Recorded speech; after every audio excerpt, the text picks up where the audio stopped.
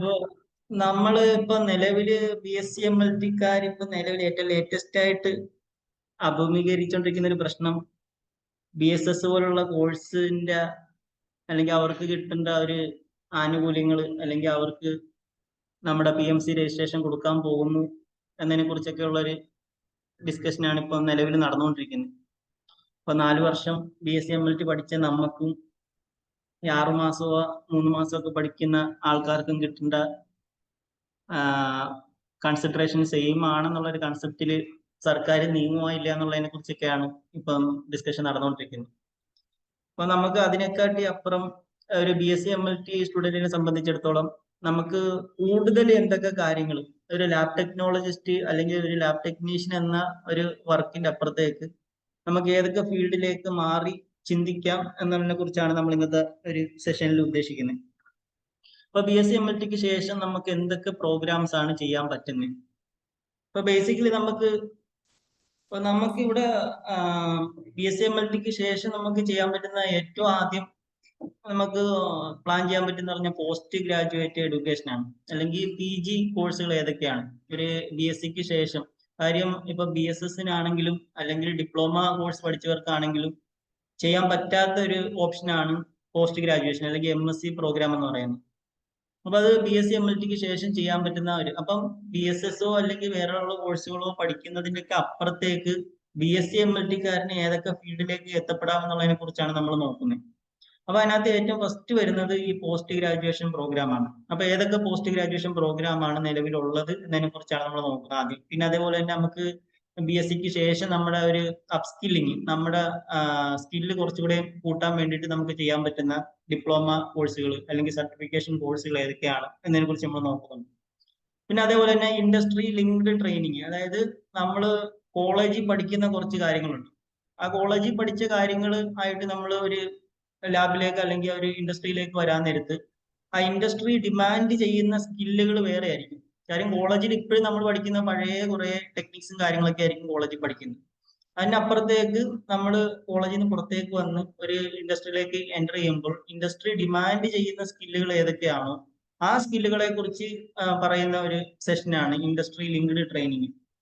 പിന്നെ അതേപോലെ തന്നെ ഈ BSc MLT പഠിച്ചതിന് ശേഷം നമുക്ക് അബ്രോഡ് ആയിട്ട് പോകുമ്പോൾ ഇപ്പം GCC കൺട്രീസിലോട്ട് പോകാനാണെങ്കിലും അല്ലെങ്കിൽ യൂറോപ്യൻ കൺട്രീസിലേക്ക് പോകാണെന്നുണ്ടെങ്കിലും നമുക്ക് എങ്ങനെയാണ് പോകാൻ പറ്റുന്നത്, അപ്പൊ അതിന് വേണ്ടിയിട്ടുള്ള എലിജിബിലിറ്റി ക്രൈറ്റീരിയാസ് എന്തൊക്കെയാണെന്നുള്ളതൊക്കെയാണ് അവിടെ നോക്കുന്നത്. പിന്നെ അതിനുശേഷം പിന്നെ ഈ ഗവൺമെന്റ് സെക്ടർ BSc MLT പഠിച്ച ആൾക്ക് ഏതൊക്കെ PSC പരീക്ഷകൾ എഴുതാൻ പറ്റും, PSC പരീക്ഷ മാത്രമാണ് അല്ലാണ്ട് വേറെ ഏതൊക്കെ പരീക്ഷകളാണ് അവർക്ക് വരുന്നതിനെ കുറിച്ച് നമ്മൾ നോക്കുന്നുണ്ട്. പിന്നെ അതേപോലെ തന്നെ BSc MLT ശേഷം നമുക്ക് വർക്ക് ചെയ്യാൻ പറ്റുന്ന ലബോറട്ടറി ഫീൽഡുകൾ ഏതൊക്കെയാണ്. ഇപ്പൊ സാധാരണഗതിയിൽ നമ്മൾ ബയോകെമിസ്ട്രിയിൽ അല്ലെങ്കിൽ ഹെമറ്റോളജിയിലൊക്കെയാണ് നമ്മുടെ ഇവിടെയുള്ള ലാബിൽ നമ്മൾ വർക്ക് ചെയ്യുന്നത്. അത് കൂടാതെ നമുക്ക് വേറെ ഏതൊക്കെ ഫീൽഡ് സ്പെഷ്യലൈസേഷൻ ഏതൊക്കെയാണ് ഉള്ളത് എന്നതിനെ കുറിച്ച് നമ്മൾ ജസ്റ്റ് ഒന്ന് ഡിസ്കസ് ചെയ്യുന്നുണ്ട്. പിന്നെ ടീച്ചിങ് പ്രോഗ്രാം, BSc MLT പഠിച്ചവർക്ക് ടീച്ചിങ് പ്രോഗ്രാം എങ്ങനെയാണ് ചെയ്യാൻ പറ്റുന്നതിനെ കുറിച്ച്. പിന്നെ അതേപോലെ തന്നെ MLT ശേഷം നമുക്ക് സ്വന്തമായിട്ട് ചെയ്യാൻ കഴിയുന്നത്, ഇപ്പൊ ബിസിനസ് ഒക്കെ ചെയ്യാൻ ആഗ്രഹിക്കുന്ന ആളെ സംബന്ധിച്ചിടത്തോളം ഏതൊക്കെ ബിസിനസ് ആണ് MLT നമുക്ക് ചെയ്യാൻ പറ്റുന്ന, അല്ലെങ്കിൽ MLT ഫീൽഡ് വെച്ചുകൊണ്ട് നമുക്ക് ചെയ്യാൻ പറ്റുന്ന ബിസിനസ് ഏതൊക്കെയാണ്. അപ്പൊ ഇത്രയാണ് ഒരു ഓവർവ്യൂ ആയിട്ട് പറയുകയാണെങ്കിൽ, നമ്മുടെ ഈ ഇന്നത്തെ ഒരു സെഷന്റെ ഒരു ഓവർവ്യൂ ആയിട്ട് പറയുകയാണെന്നുണ്ടെങ്കിൽ ഇത്രയും കാര്യങ്ങളാണ് നമ്മൾ നോക്കുന്നത്. അപ്പൊ അതിനകത്ത് ആദ്യമായിട്ട് ഈ പോസ്റ്റ് ഗ്രാജുവേറ്റ് അല്ലെങ്കിൽ MSc പ്രോഗ്രാംസ് ഏതൊക്കെയാണ് എന്നുള്ളത്, ഇപ്പം MSc MLT വേണ്ടി മാത്രമുള്ള പ്രോഗ്രാംസ് ഉണ്ട്. അതായത് MLT ശേഷം നമുക്ക് ചെയ്യാൻ പറ്റുന്ന അതല്ല BSc MLT ശേഷം നമുക്ക് ചെയ്യാൻ പറ്റുന്ന MSc പ്രോഗ്രാം ആണ് ബയോകെമിസ്ട്രി. നമുക്ക് ചെയ്യാൻ പറ്റും, അതായത് MSc in biochemistry, microbiology, pathology.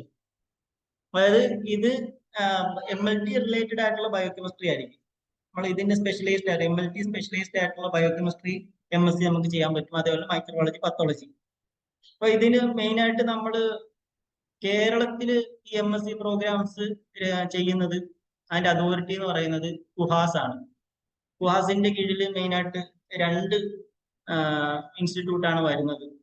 അതിനകത്ത് ഒന്ന് നമ്മുടെ തിരുവനന്തപുരം മെഡിക്കൽ കോളേജിലും, പിന്നെ രണ്ടാമത് വരുന്നതാണ് മിംസ് അതായത് കോഴിക്കോടുള്ള മിംസ് കോളേജിലും MSc പ്രോഗ്രാം ഇപ്പൊ നിലവിൽ അവൈലബിൾ ആണ്.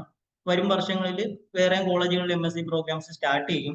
ഇപ്പൊ നിലവിൽ ഇപ്പോൾ ഉള്ളത് കുഹാസിന്റെ അണ്ടറിലുള്ളത് കേരളത്തിൽ അംഗീകാരമുള്ള കോഴ്സാണ്. അതായത് കുഹാസിന്റെ അണ്ടറിൽ വരുന്ന കോഴ്സുകളാണ് ഏതൊക്കെ കോളേജുകളാണ് തിരുവനന്തപുരം മെഡിക്കൽ കോളേജും അതേപോലെ തന്നെ മിംസ് കോളേജും. അപ്പൊ ഇതിനകത്ത് തിരുവനന്തപുരം മെഡിക്കൽ കോളേജിലേക്കാണെങ്കിലും മിംസിലേക്കാണെങ്കിലും നമ്മൾ MSc പ്രോഗ്രാംസിലേക്ക് ജോയിൻ ചെയ്യണമെന്നുണ്ടെങ്കിൽ നമുക്കെല്ലാം അറിയാവുന്നതാണ്, ഒരു MScയുടെ ഒരു എൻട്രൻസ് എക്സാം ഉണ്ട്. ആ എൻട്രൻസ് എക്സാം പാസ്സായാൽ മാത്രമേ നമുക്ക് എന്ത് ചെയ്യാൻ പറ്റത്തുള്ളൂ, ഈ MSc പ്രോഗ്രാമിന് ജോയിൻ ചെയ്യാൻ വേണ്ടി പറ്റത്തുള്ളൂ. അപ്പൊ ഈ MSc എൻട്രൻസ് എക്സാം പാസ്സായി തിരുവനന്തപുരം മെഡിക്കൽ കോളേജിൽ നമുക്ക് അഡ്മിഷൻ കിട്ടുവാണെന്നുണ്ടെങ്കിൽ അവിടുത്തെ ഒരു പ്രത്യേകത എന്ന് പറയുമ്പോൾ നമുക്ക് ആ പഠിക്കുന്ന ഓരോ മാസങ്ങളിൽ നമുക്ക് സ്റ്റൈഫൻഡ് കിട്ടും. ഏകദേശം ഒരു 10,000 രൂപ 15,000 രൂപ നമുക്ക് സ്റ്റൈഫൻഡ് എന്ത് ചെയ്യും, എല്ലാ മന്ത്ലി നമുക്ക് കിട്ടും. അതായത് നമുക്കൊരു ജോലി ചെയ്യുന്ന പോലെ തന്നെ നമുക്ക് പഠിക്കാൻ പറ്റും. അപ്പൊ MSc MLT എൻട്രൻസ് എക്സാം നല്ല രീതിക്ക് പ്രിപ്പയർ ചെയ്ത് പാസ്സായി ഈ മെഡിക്കൽ കോളേജിൽ തിരുവനന്തപുരം മെഡിക്കൽ കോളേജിൽ അഡ്മിഷൻ കിട്ടുവാണെന്നുണ്ടെങ്കിൽ മന്ത്ലി സ്റ്റൈഫൻഡോട് കൂടി നമുക്ക് എന്ത് ചെയ്യാൻ പറ്റും, പഠിക്കാൻ പറ്റും. പിന്നെ കേരളത്തിൽ നമുക്ക് ഈ MSc MLT പഠിക്കാൻ പറ്റുന്ന വേറൊരു യൂണിവേഴ്സിറ്റിയാണ് അമൃത യൂണിവേഴ്സിറ്റി. അതായത് നമ്മുടെ കൊച്ചിയിലുള്ള അമൃത കോളേജിൽ നമുക്ക് MSc MLT ചെയ്യാൻ പറ്റും. ഈ MLT MLT അല്ലാണ്ട് പിന്നെ നമുക്ക് BSc MLTക്ക് ശേഷം ചെയ്യാൻ പറ്റുന്ന കോഴ്സുകളാണ് ഈ clinical embryology, molecular science, forensic science, പിന്നെ അതേപോലെ തന്നെ ഹോസ്പിറ്റൽ അഡ്മിനിസ്ട്രേഷൻ. അത് MLT എന്ന ലാബ് റിലേറ്റഡ് ആണെന്ന് വെച്ച് കഴിഞ്ഞാൽ MLT അല്ലാണ്ടും നമുക്ക് ചെയ്യാൻ പറ്റുന്ന ഒരു പ്രോഗ്രാമാണ് ഹോസ്പിറ്റൽ അഡ്മിനിസ്ട്രേഷൻ. പിന്നെ അതേപോലെ തന്നെ ക്ലിനിക്കൽ റിസർച്ച് എന്ന് പറയുന്ന ഒരു MSc. അപ്പൊ ഇതിൽ കൂടുതലും കുറെ ഡൊമൈൻസും നമുക്ക് എന്ത് ചെയ്യാൻ പറ്റും, MScക്കാർക്ക് ചെയ്യാൻ പറ്റുന്നതാണ്. മെയിനായിട്ട് നമുക്ക് ചെയ്യാൻ പറ്റുന്ന കുറച്ച് കോഴ്സ് ഞാൻ ലിസ്റ്റ് ചെയ്തിട്ടുള്ളതെന്നുള്ളത്. മെയിനായിട്ട് ഈ ക്ലിനിക്കൽ എംബ്രിയോളജി ഒക്കെ സ്കോപ്പ് ഉള്ളതാണ്. പിന്നെ അതേപോലെ മോളിക്കുലാർ സയൻസ്, ഫോറൻസിക് സയൻസ് ഒക്കെ കുസാറ്റിൽ അവൈലബിൾ ആയിട്ടുള്ള പ്രോഗ്രാമാണ്. അപ്പൊ ഇത് മെയിനായിട്ട് ഉള്ള ഇപ്പൊ പറഞ്ഞിട്ടുള്ള കാര്യങ്ങളാണ്. കേരളത്തിൽ മെയിൻ ആയിട്ടുള്ളത് കുഹാസിലാണ് ചെയ്യുന്നത്. പിന്നെ അതേപോലെ തന്നെ അമൃത ഇൻസ്റ്റിറ്റ്യൂട്ടിലും ചെയ്യുന്നുണ്ട്. ഇപ്പൊ കുഹാസിന്റെ അണ്ടറിൽ വരുന്ന 2 കോളേജാണ് തിരുവനന്തപുരം മെഡിക്കൽ കോളേജ്, പിന്നെ അതേപോലെ കോഴിക്കോടുള്ള മിംസ്. പിന്നെ അത് കൂടാണ്ട് കേരളത്തിന് പുറത്ത് പോയി നമുക്ക് എന്ത് ചെയ്യാൻ പറ്റും, MSc എടുക്കാൻ പറ്റും. ഇപ്പൊ കേരളത്തിന് പുറത്ത് ഈ MSc പ്രോഗ്രാംസ് ചെയ്യുന്ന പ്രധാനപ്പെട്ട യൂണിവേഴ്സിറ്റീസിനാണ് എഴുതിയേക്കുന്നത് ജിപ്മർ. അപ്പൊ ജിപ്മറിലേക്ക് നമുക്ക് MSc ചെയ്യണമെന്നുണ്ടെങ്കിലും നമ്മൾ എൻട്രൻസ് എക്സാം എഴുതി പാസ്സായിട്ട് വേണം അങ്ങോട്ടേക്ക് അഡ്മിഷൻ കിട്ടാൻ. പിന്നെ അതുപോലെ മണിപ്പാൽ യൂണിവേഴ്സിറ്റി, CMC വെല്ലൂർ, ഇവിടെയൊക്കെ എന്താ MSc പ്രോഗ്രാംസ് അവൈലബിൾ ആണ്. പിന്നെ വരുന്ന ഈ ഡിപ്ലോമ കോഴ്സുകളാണ്. ഇപ്പൊ ഡിപ്ലോമ അല്ലെങ്കിൽ സർട്ടിഫിക്കേഷൻ കോഴ്സിനകത്ത് മെയിൻ ആയിട്ട് വരുന്നത് PG diploma in blood bank technology. അതായത് തിരുവനന്തപുരത്തുള്ള ശ്രീചിത്ര ഇൻസ്റ്റിറ്റ്യൂട്ട് എന്ന് പറയുന്ന ഇൻസ്റ്റിറ്റ്യൂട്ട് കണ്ടക്ട് ചെയ്യുന്ന ഒരു ഡിപ്ലോമ കോഴ്സാണ് ഈ ബ്ലഡ് ബാങ്കിങ് ടെക്നോളജി. അപ്പൊ ഈ ബ്ലഡ് ബാങ്കിലേക്ക് വേണ്ടിയിട്ട് PSC പരീക്ഷകൾ വിളിക്കാറുണ്ട്.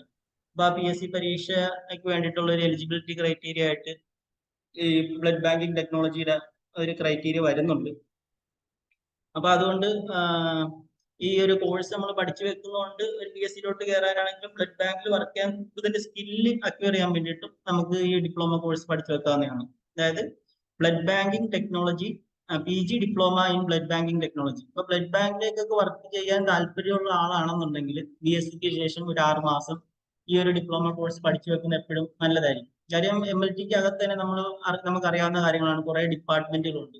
ഇപ്പൊ ചില ആൾക്കാർക്ക് ചില ഡിപ്പാർട്ട്മെന്റുകളോട് പ്രത്യേക താല്പര്യമുള്ളവരുണ്ടായിരിക്കും. അപ്പൊ അങ്ങനെ പ്രത്യേക താല്പര്യമുള്ളപ്പോൾ ബ്ലഡ് ബാങ്കിലേക്ക് താല്പര്യമുള്ള ഒരാളെ സംബന്ധിച്ചിടത്തോളം ഇങ്ങനെയുള്ള ഒരു ഡിപ്ലോമ കോഴ്സ് പഠിച്ചു വെക്കുകയാണെന്നുണ്ടെങ്കിൽ അവന് ജോലി കിട്ടാനാണെങ്കിലും അതിനകത്ത് സാലറിയുടെ കേസിനകത്തൊക്കെ ആണെങ്കിൽ നമുക്ക് കുറച്ചുകൂടെ നെഗോഷിയേറ്റ് ചെയ്യാൻ പറ്റുന്ന ഇങ്ങനെ ഒരു കോഴ്സ് ഒക്കെ ഉണ്ടെങ്കിൽ നമുക്ക് നെഗോഷിയേറ്റ് ചെയ്യാൻ വേണ്ടി പറ്റും. അപ്പൊ ഇത് ശ്രീചിത്രയിൽ കണ്ടക്ട് ചെയ്യുന്ന ഒരു കോഴ്സാണ് PG diploma in blood banking. പിന്നെ അതുപോലെ തന്നെ നമുക്ക് ചെയ്യാൻ പറ്റുന്ന മറ്റൊരു ഡിപ്ലോമ കോഴ്സാണ് സൈറ്റോ ടെക്നോളജിസ്റ്റ്. അത് നമ്മുടെ സൈറ്റോ ജെനറ്റിക്സ്, ഇപ്പൊ ഫിഷ് അതുപോലത്തുള്ള സൈറ്റോ ജെനറ്റിക്സ് ടെക്നിക്സും കാര്യങ്ങളൊക്കെ ഇൻക്ലൂഡ് ചെയ്തിട്ടുള്ള ഒരു ഡിപ്ലോമ പ്രോഗ്രാമാണ് സൈറ്റോ ടെക്നോളജിസ്റ്റ് ട്രെയിനിങ് കോഴ്സ്. അപ്പൊ ഇത് നമ്മുടെ തിരുവനന്തപുരത്തുള്ള RCCയിലാണ് ഈ ഒരു പ്രോഗ്രാം ഉള്ളത്. റീജിയണൽ ക്യാൻസർ സെന്റർ തിരുവനന്തപുരം RCCയിലാണ് ഈ ഒരു കോഴ്സ് ഉള്ളത്, സൈറ്റോ ടെക്നോളജിസ്റ്റ് ട്രെയിനിങ് കോഴ്സ്. അപ്പം സൈറ്റോളജിയിൽ അല്ലെങ്കിൽ സൈറ്റോ ടെക്നോളജിയിൽ ഇൻട്രസ്റ്റ് ഉള്ള ആൾക്കാരാണെങ്കിൽ ഈ ഒരു കോഴ്സ് ഒരു 6 മാസത്തെ കോഴ്സാണ്. ഈ കോഴ്സ് നമ്മൾ പഠിക്കുകയാണെന്നുണ്ടെങ്കിൽ നമുക്ക് ആ ഒരു ഫീൽഡിലേക്ക് ജോബ് കിട്ടാൻ കുറച്ചുകൂടി സാധ്യതയുണ്ട്. പിന്നെ വരുന്ന ഒരു കോഴ്സാണ് flow cytometry training. Flow cytometry training ഇപ്പം നമ്മുടെ കേരളത്തിലാണെങ്കിലും കുറെ ഹോസ്പിറ്റലുകളിൽ ഫ്ലോ സൈറ്റോമെട്രിയുടെ സാധ്യത കൂടി വരുന്നുണ്ട്. ഫ്ലോ സൈറ്റോമെട്രി മെഷീൻസ് ഡയറക്റ്റ് ഇപ്പം എല്ലാ ഹോസ്പിറ്റൽസും റൺ ചെയ്ത് സ്റ്റാർട്ട് ചെയ്യുന്നുണ്ട്. അപ്പൊ ഫ്ലോ സൈറ്റോമെട്രിയിലേക്ക് വർക്ക് ചെയ്യണമെന്നുണ്ടെങ്കിൽ ഇതുപോലുള്ള ഒരു ട്രെയിനിങ് പ്രോഗ്രാം അറ്റൻഡ് ചെയ്ത് സർട്ടിഫിക്കറ്റ് ഉള്ള ഒരാളെ സംബന്ധിച്ചിടത്തോളം ഇങ്ങനെയുള്ള ഒരു സ്പെഷ്യലൈസ്ഡ് ഫീൽഡിലേക്ക് നമുക്ക് കടക്കാൻ ഒരു കൂടുതൽ സാധ്യത കൂട്ടും. അപ്പൊ ഈ flow cytometry training program conduct ചെയ്യുന്നത് തലശ്ശേരിയിലുള്ള MCC മലബാർ ക്യാൻസർ സെന്റർ അവർ ഇതിനകത്ത് പ്രോഗ്രാം കണ്ടക്ട് ചെയ്യുന്നുണ്ട്. അതേപോലെ തന്നെ അമൃത കോളേജ് കൊച്ചിയിലുള്ള അമൃത കോളേജിൽ ഈ flow cytometry training program conduct ചെയ്യുന്നുണ്ട്. പിന്നെ അതേപോലെ തന്നെ തിരുവനന്തപുരത്തുള്ള Rajiv Gandhi centre for biotechnology ആ ഒരു ഇൻസ്റ്റിറ്റ്യൂട്ടും ഈ ഫ്ലോ സൈറ്റോമെട്രി ട്രെയിനിങ് പ്രൊവൈഡ് ചെയ്യുന്ന ഇൻസ്റ്റിറ്റ്യൂട്ടുകളാണ്. അപ്പൊ ഈ ഏതെങ്കിലും ഇൻസ്റ്റിറ്റ്യൂട്ടിൽ കോൺടാക്ട് ചെയ്തിട്ട് ആ ഫ്ലോ സൈറ്റോമെട്രി ട്രെയിനിങ് അറ്റൻഡ് ചെയ്ത് അവിടുത്തെ കോഴ്സ് കംപ്ലീറ്റ് ചെയ്ത് സർട്ടിഫിക്കറ്റ് ഉണ്ടെങ്കിൽ നമുക്ക് ഇപ്പൊ പുതുതായിട്ട് വന്നുകൊണ്ടിരിക്കുന്ന കേരളത്തിൽ വന്നുകൊണ്ടിരിക്കുന്ന ഒരു ഡിപ്പാർട്ട്മെന്റ് ആണ് ഫ്ലോ സൈറ്റോമെട്രി. അപ്പൊ അങ്ങോട്ടേക്ക് നമുക്ക് എൻട്രൻസ് കിട്ടാൻ കുറച്ചുകൂടി എളുപ്പമാവും. പിന്നെ അതേപോലെ മറ്റൊരു ഡിപ്ലോമ അല്ലെങ്കിൽ ഒരു സർട്ടിഫിക്കേഷൻ കോഴ്സാണ് ക്വാളിറ്റി കൺട്രോൾ മാനേജ്മെന്റ്. അപ്പൊ ഈ ക്വാളിറ്റി കൺട്രോൾ മാനേജ്മെന്റ് നമുക്കറിയാം, അല്ലെങ്കിൽ അതിന്റെ ഒരു സർട്ടിഫിക്കേഷൻ നമുക്ക് ഉണ്ടെന്നുണ്ടെങ്കിൽ എല്ലാ ഫീൽഡിലും അല്ലെങ്കിൽ ഏത് ഡിപ്പാർട്ട്മെന്റിലാണെങ്കിലും നമുക്ക് അതിന്റെ ഒരു ക്വാളിറ്റി ചെക്ക് ആയിട്ട് കയറാനുള്ള ഒരു സാധ്യത നമുക്ക് കിട്ടും. അതേപോലെ തന്നെ നമുക്ക് ഇങ്ങനെ ഒരു സർട്ടിഫിക്കേഷൻ അല്ലെങ്കിൽ ഉണ്ടെന്നുള്ളത് തന്നെ നമുക്കൊരു അഡീഷണൽ ബെനിഫിറ്റ് ആണ്. അപ്പൊ ഇതാണ് ഈ ക്വാളിറ്റി കൺട്രോളിനായിട്ട് ഇങ്ങനെ പ്രത്യേക ഇൻസ്റ്റിറ്റ്യൂട്ടുകളോ മറ്റോ അല്ല ഉള്ളത്. അതൊരു ഓരോ സമയങ്ങളിൽ ചില മാസങ്ങളിലായിട്ട് ഈ ക്വാളിറ്റി കൺട്രോൾ മാനേജ്മെന്റ് പ്രോഗ്രാംസ് ഓരോ ഹോസ്പിറ്റൽസും കണ്ടക്ട് ചെയ്യാറുണ്ട്. അപ്പൊ അങ്ങനെയുള്ള പ്രോഗ്രാംസ് അറ്റൻഡ് ചെയ്ത് നമുക്ക് അതിന്റെ സർട്ടിഫിക്കറ്റ് കിട്ടിയിട്ടുണ്ടെന്നുണ്ടെങ്കിൽ നമുക്കത് നമ്മുടെ MLT ഫീൽഡിൽ നമുക്ക് ഒരു ആഡ് ഓൺ അഡ്വാൻറ്റേജ് ആണ്. അപ്പൊ ഇത്രയും കാര്യങ്ങളാണ് ഡിപ്ലോമ ആയിട്ട് ബന്ധപ്പെട്ട് നമ്മൾ നോക്കണം. അപ്പൊ PG കോഴ്സ് ഏതൊക്കെയാണ് നമുക്ക് ചെയ്യാൻ പറ്റുന്നതെന്ന് പറഞ്ഞു. പിന്നെ നമുക്ക് വരുന്ന പ്രധാനപ്പെട്ട ഡിപ്ലോമ കോഴ്സുകളാണ് blood bank technician, cytotechnician, flow cytometry, അതേപോലെ തന്നെ QC മാനേജ്മെന്റ്. പിന്നെ പറഞ്ഞ ഇൻഡസ്ട്രി ലിങ്ക്ഡ് ആയിട്ടുള്ള ട്രെയിനിങ്, അതായത് നമ്മുടെ ഈ മെഷീൻസ് നമ്മൾ ലാബിൽ യൂസ് ചെയ്യുന്നത് ബയോകെമിസ്ട്രി മെഷീൻ ആണെങ്കിലും ഹെമറ്റോളജി മെഷീൻസ് ആണെങ്കിലും ആ മെഷീൻസിനകത്തൊക്കെ എന്തെങ്കിലും ട്രബിൾ ഷൂട്ടിങ് വന്നു കഴിഞ്ഞാൽ അത് റിപ്പയറിങ് അല്ലെങ്കിൽ അത് കറക്റ്റ് ചെയ്യാൻ വേണ്ടിയിട്ടൊക്കെയുള്ള ഒരു ടീമാണ് ഈ PG diploma in applied medical diagnostics എന്ന് പറഞ്ഞൊരു പ്രോഗ്രാം അഗാപ്പെ എന്ന് പറയുന്ന ഒരു കമ്പനി കണ്ടക്ട് ചെയ്യുന്നുണ്ട്. അത് കാക്കനാട്, അതായത് എറണാകുളത്ത് കാക്കനാടാണ് ഈ ഒരു പ്രോഗ്രാം രാജഗിരി ഇൻസ്റ്റിറ്റ്യൂട്ടുമായിട്ട് കൊളാബറേറ്റ് ചെയ്തിട്ടാണ് അവർ ഈ ഒരു പ്രോഗ്രാം കണ്ടക്ട് ചെയ്യുന്നത്. അപ്പൊ ഈ ഒരു പ്രോഗ്രാമിനകത്ത് വരുന്നതാണ് ഈ മെഷീൻസിന്റെ റിപ്പയറിങ്. അപ്പം ബോയ്സിനെ സംബന്ധിച്ചിടത്തോളം ഗേൾസിനകത്തും അതിനകത്ത് ഓപ്ഷൻ ഉണ്ട്. അതായത് എല്ലാ ലാബിനകത്തോട്ടും ട്രാവൽ ചെയ്യാനും ഇപ്പൊ ചിലപ്പം കേരളത്തിൽ തന്നെ പല ഡിസ്ട്രിക്റ്റിലോട്ട് മൂവ് ചെയ്യേണ്ട ആവശ്യം ഉണ്ടാവും. ആ ഓരോ സ്ഥലങ്ങളിലും ഉണ്ടാകുന്ന മെഷീൻസിന്റെ റിപ്പയറും കാര്യങ്ങളൊക്കെ നമ്മൾ ചെയ്യേണ്ടി വരും.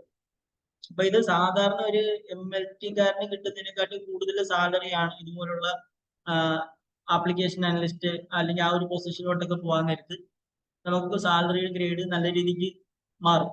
ഇപ്പൊ നോർമലി നമുക്ക് ഒരു ലാബ് ടെക്നീഷ്യനായിട്ട് കയറുന്നതിനെക്കാട്ടും കൂടുതൽ സാലറി ആയിരിക്കും ഇതുപോലുള്ള കോഴ്സ് അറ്റൻഡ് ചെയ്ത് അങ്ങനെയുള്ള ഒരു ഫീൽഡിലേക്ക് ഷിഫ്റ്റ് ചെയ്യുന്നത് നല്ലതായിരിക്കും.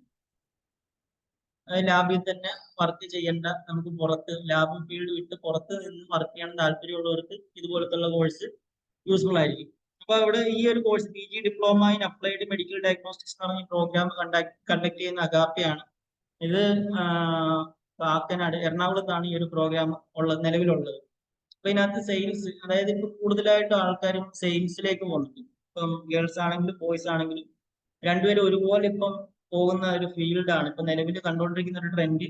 ഈ ആപ്ലിക്കേഷൻ അനലിസ്റ്റ് ആയിട്ട് അല്ലെങ്കിൽ സെയിൽസ് സൈഡിലോട്ടൊക്കെ പോകുന്നതായിട്ടാണ് കൂടുതലായിട്ട് ഇപ്പൊ കാണുന്നത്. ഇപ്പൊ ലാബിൽ കൂടുതൽ ഇങ്ങനെ ഡിപ്ലോമ കോഴ്സ് പഠിച്ചവരും BSc-MLT പഠിച്ചവരും MSc-MLT പഠിച്ചവരും എല്ലാവരും ലാബിൽ തന്നെ ഇങ്ങനെ കുടുങ്ങി കിടക്കുന്നതുകൊണ്ട് അവിടെ നമ്മുടെ സാലറി അതിനനുസരിച്ച് കുറഞ്ഞ ഒരു സാലറിയിലോട്ടാണ് പോയിക്കൊണ്ടിരിക്കുന്നത്. കാര്യം ആൾക്കാർ കൂടുതലുണ്ടെന്നുണ്ടെങ്കിൽ സാലറി സ്വാഭാവികമായിട്ടും കുറയും. അപ്പം ആൾക്കാർ കുറവുള്ള MLT-കാർക്ക് വർക്ക് ചെയ്യാൻ പറ്റുന്ന മറ്റൊരു ഫീൽഡാണ് ആൾക്കാർ ചൂസ് ചെയ്യുന്നത്. അപ്പൊ അങ്ങനെ ചൂസ് ചെയ്തിട്ട് ഇപ്പൊ ആൾക്കാർ കൂടുതലായിട്ട് പോകുന്നത് സെയിൽസിലേക്കും ഈ ആപ്ലിക്കേഷൻ അനലിസ്റ്റ് പ്രോഗ്രാമിലേക്കാണ് ആൾക്കാർ, അല്ലെങ്കിൽ ആ ഒരു പൊസിഷനിലോട്ടാണ് പോകുന്നത്. അപ്പൊ അങ്ങനെയുള്ള ഒരു പൊസിഷനിലേക്ക് പോകാൻ വേണ്ടി നമ്മളെ സഹായിക്കുന്ന ഒരു ഡിപ്ലോമ കോഴ്സാണ് ഈ PG diploma in applied medical diagnostics. അപ്പൊ അതിനകത്ത് മെഷീൻസിന്റെ വർക്കിങ്ങും അതേപോലെ മെഷീൻസിനകത്ത് എന്തെങ്കിലും റിപ്പയർ വന്നു കഴിഞ്ഞാൽ അത് എങ്ങനെ കറക്റ്റ് ചെയ്യുന്നതിനെ കുറിച്ചൊക്കെയാണ് ഈ ഒരു കോഴ്സിനകത്ത് കൂടുതൽ ഡിസ്കസ് ചെയ്യുന്നത്. പിന്നെ നമുക്ക് വരുന്ന മറ്റ് ഏറ്റവും പ്രധാനപ്പെട്ട ഇപ്പൊ MLT പഠിക്കാൻ വേണ്ടി ജോയിൻ ചെയ്യുമ്പോൾ തന്നെ ആൾക്കാർ കൂടുതലായിട്ടും ഫോക്കസ് ചെയ്യുന്നത് ഇവിടുന്ന് എക്സാം യൂണിവേഴ്സിറ്റി എല്ലാവരും MLT പ്രോഗ്രാം കംപ്ലീറ്റ് ചെയ്യുക, 2 വർഷമോ 3 വർഷമോ എക്സ്പീരിയൻസ് ആകുക, അതിനുശേഷം നേരെ വേറെ ഏതെങ്കിലും ഒരു കൺട്രിയിലേക്ക് ഷിഫ്റ്റ് ചെയ്യുക എന്നുള്ള ഒരു കൺസെപ്റ്റ് ആണ്. അപ്പൊ അങ്ങനെയാണെന്നുണ്ടെങ്കിൽ അങ്ങനെ ആഗ്രഹിക്കുന്ന ആൾക്കാരെ സംബന്ധിച്ചിടത്തോളം ഏതൊക്കെ ലൈസൻസിങ് എക്സാമുകളാണ് നിലവിലുള്ളത് എന്നതിനെ കുറിച്ച് ജസ്റ്റ് ഒന്ന് അറിഞ്ഞിരിക്കുക. അപ്പോൾ മെയിനായിട്ട് GCCയിലോട്ടാണ് ഫോക്കസ് പോകുന്നത്. പക്ഷെ ഇപ്പൊ കുറച്ച് നാളായിട്ട് GCC അല്ലാണ്ട് അതർ യൂറോപ്യൻ കൺട്രീസിലോട്ടൊക്കെ ഷിഫ്റ്റ് ചെയ്യുന്ന ആ ഒരു ട്രെൻഡും കൂടി വരുന്നുണ്ട്. അപ്പൊ ഈ ഗൾഫ് കൺട്രീസിലേക്ക് നോക്കാൻ നേരത്ത് UAEയിലേക്ക് വരുന്ന എല്ലാ സ്ഥലത്തേക്കും നമുക്ക് എക്സ്പീരിയൻസ് ഇല്ലാണ്ട് എക്സാം എഴുതാം. എക്സ്പീരിയൻസ് വേണ്ട, എക്സ്പീരിയൻസിന്റെ ആവശ്യമില്ല. എക്സ്പീരിയൻസ് ആവശ്യമില്ലാതെ തന്നെ നമുക്ക് എഴുതാൻ പറ്റുന്ന പരീക്ഷകളാണ് DHA. ദുബായിലേക്ക് ഉള്ള എക്സാമിന് എന്ത് ആവശ്യമില്ല, എക്സ്പീരിയൻസ് ആവശ്യമില്ല. അതേപോലെ തന്നെ DOH അബുദാബിയിലേക്കുള്ള എക്സാം ആണ് DOH എന്ന് പറഞ്ഞ എക്സാം. ആ DOH എന്ന് പറഞ്ഞ എക്സാം എഴുതാനും നമുക്ക് എക്സ്പീരിയൻസിന്റെ ആവശ്യമില്ല. അതേപോലെ തന്നെ MOH എഴുതാൻ വേണ്ടിയിട്ട് MOH എന്ന് പറഞ്ഞാൽ ഷാർജ, അജ്മാൻ, മുൽഖൈ, അതന്നെ ഫുജൈറ അങ്ങോട്ടേക്കൊക്കെ ഉള്ള ഒരു എക്സാം ആണ് MOH. ആ MOH എന്ന് പറഞ്ഞ എക്സാം എഴുതാനും എന്തിന്റെ ആവശ്യമില്ല, എക്സ്പീരിയൻസിന്റെ ആവശ്യമില്ല. അപ്പൊ എക്സ്പീരിയൻസ് ഇല്ലാണ്ട് ജസ്റ്റ് ഫ്രഷർ ആയിക്കൊണ്ട് തന്നെ നിന്നുകൊണ്ട് എക്സാം എഴുതി പാസ്സായി നമുക്ക് ഈ പറയുന്ന രാജ്യങ്ങളിൽ പോയി വർക്ക് ചെയ്യാൻ പറ്റും. അപ്പൊ ഇത് കുറച്ച് ആൾക്കാർക്ക് അറിയായിരിക്കും, ചിലപ്പോൾ അറിയാത്ത ആൾക്കാരും ഉണ്ടായിരിക്കും. എക്സ്പീരിയൻസ് ഇല്ലാണ്ട് തന്നെ നമുക്ക് ഈ ഒരു പരീക്ഷ എഴുതാന്നുള്ളതിനെ കുറിച്ച്.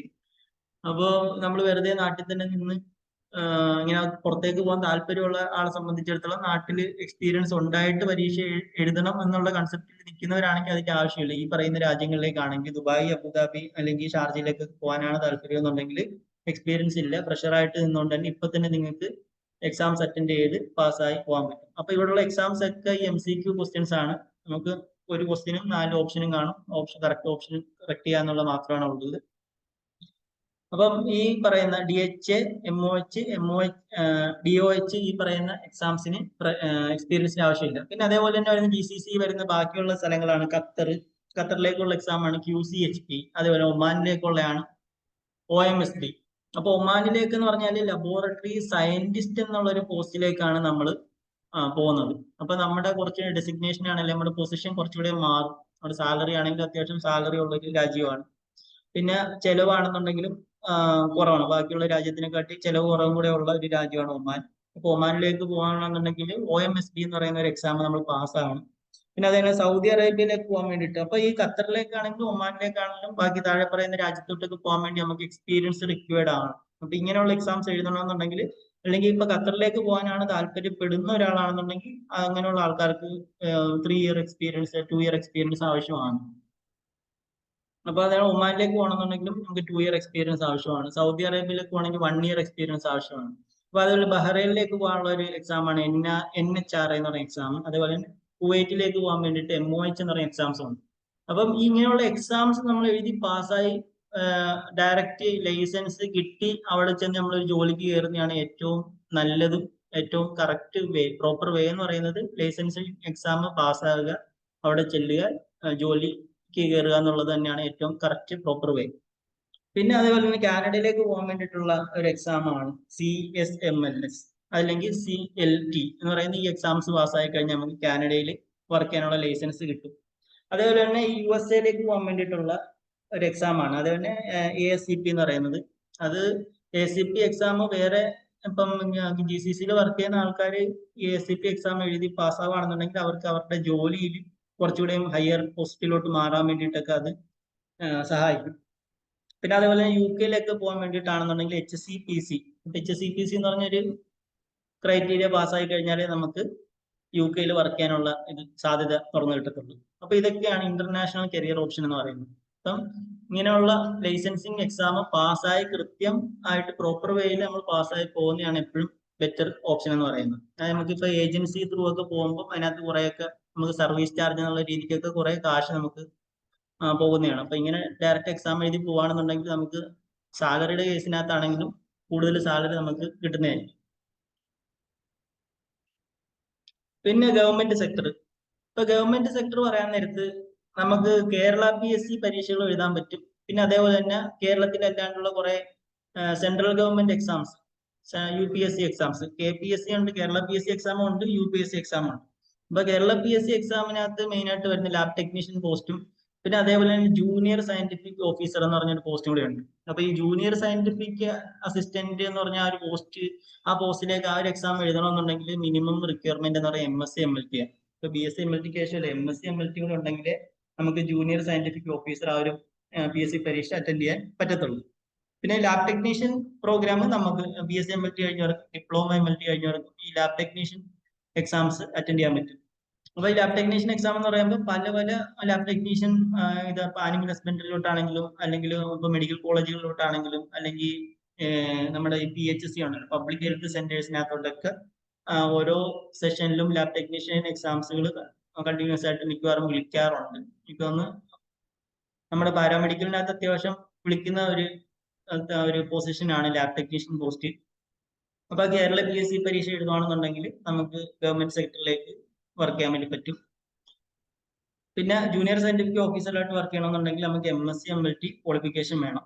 പിന്നെ അതേപോലെ തന്നെ സെൻട്രൽ ഗവൺമെന്റ് എക്സാംസ്, അപ്പൊ ഇതിന്റെയൊക്കെ നോട്ടിഫിക്കേഷൻ നമ്മൾ കൃത്യമായിട്ട് അറിഞ്ഞിരിക്കണം. ഒന്നില്ലെങ്കിൽ നമ്മൾ ഇപ്പൊ വാട്സപ്പ് ഗ്രൂപ്പുകളിലൂടെയൊക്കെ ഇതിന്റെയൊക്കെ ന്യൂസ് നമുക്ക് കിട്ടും, അല്ലെന്നുണ്ടെങ്കിൽ ന്യൂസ് പേപ്പറിലോട്ടൊക്കെ ഇതിന്റെ നോട്ടിഫിക്കേഷൻ വരുന്ന സമയത്ത് അറിയാൻ പറ്റും. അപ്പൊ നമ്മൾ കൃത്യമായിട്ട് ഇതെല്ലാം ചെക്ക് ചെയ്തുകൊണ്ടിരുന്നു കഴിഞ്ഞാലേ ഓരോ എക്സാമിന്റെ സമയത്തും നമുക്ക് ആ ഒരു എക്സാമിന് അപ്ലൈ ചെയ്യാനും അത് അറ്റൻഡ് ചെയ്യാനും പറ്റത്തുള്ളൂ. അല്ലെങ്കിൽ നമ്മൾ മിക്കവാറും ഇത് ശ്രദ്ധിക്കാതെ പോവുകയാണെന്നുണ്ടെങ്കിൽ ഈ എക്സാംസ് നമുക്ക് സ്കിപ്പായി പോകും, നമ്മൾ അറിയത്തില്ല. അപ്പൊ നമ്മൾ ഒരു ലാബ് ടെക്നീഷ്യനായിട്ട് ഏതെങ്കിലും പ്രൈവറ്റ് സെക്ടറിൽ വർക്ക് ചെയ്യുകയാണെന്നുണ്ടെങ്കിൽ നമ്മളിങ്ങനെ കൃത്യമായിട്ട് ഈ PSCയുടെ ഡേറ്റുകൾ വരുന്നുണ്ടോ എന്ന് ചെക്ക് ചെയ്യണം. അതിന് PSCയുടെ സൈറ്റിൽ കയറുകയാണെന്നുണ്ടെങ്കിൽ ഒരു വർഷം കംപ്ലീറ്റ് ഏതൊക്കെ മാസങ്ങളിൽ ഏതൊക്കെ പരീക്ഷകളാണ് അവർ കണ്ടക്ട് ചെയ്യുന്നതിനെ കുറിച്ചുള്ള ഒരു കലണ്ടറൊക്കെ നമുക്ക് കിട്ടും. അപ്പൊ അതൊക്കെ ജസ്റ്റ് എടുത്ത് ചെക്ക് ചെയ്ത് നോക്കുക. അപ്പോൾ നമുക്ക് MLTക്കാർക്ക് എഴുതേണ്ട പരീക്ഷകൾ ആ ഒരു വർഷത്തിൽ ഉണ്ടോ ഇല്ല എന്നൊക്കെ ഒന്ന് ജസ്റ്റ് ചെക്ക് ചെയ്യുക. വാട്സപ്പ് ഗ്രൂപ്പിനകത്തൊന്നും ഇല്ലാത്തവരെ സംബന്ധിച്ചിടത്തോളം പറഞ്ഞാണ്. അപ്പൊ അങ്ങനെ ഡയറക്റ്റ് അവരുടെ സൈറ്റിൽ കയറുകയാണെന്നുണ്ടെങ്കിൽ നമുക്ക് നമ്മുടെ MLT എക്സാംസ് ഉണ്ടോ ഇല്ല എന്നൊക്കെ അറിയാൻ പറ്റും.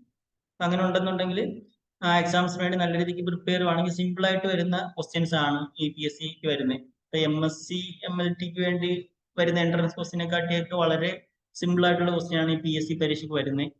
അപ്പൊ ഈ PSC പരീക്ഷയ്ക്ക് നല്ല രീതിക്ക് പ്രിപ്പയർ ആയി പോവുകയാണെന്നുണ്ടെങ്കിൽ നമുക്കത് പാസ്സായി മാറാൻ പറ്റുന്നതേ ഉള്ളൂ. പിന്നെ സെൻട്രൽ ഗവൺമെന്റ് എക്സാമിന്റെ കേസിനകത്താണെങ്കിലും സെൻട്രൽ ഗവൺമെന്റ് ഇപ്പൊ റെയിൽവേയുടെ എക്സാം ഇപ്പം വന്നിട്ടുണ്ട്. അതായത് അതിന്റെ അപ്ലൈ ചെയ്യാനുള്ള സമയം കഴിഞ്ഞ ഉടനെ അതിന്റെ എക്സാംസ് ഉണ്ടാവും.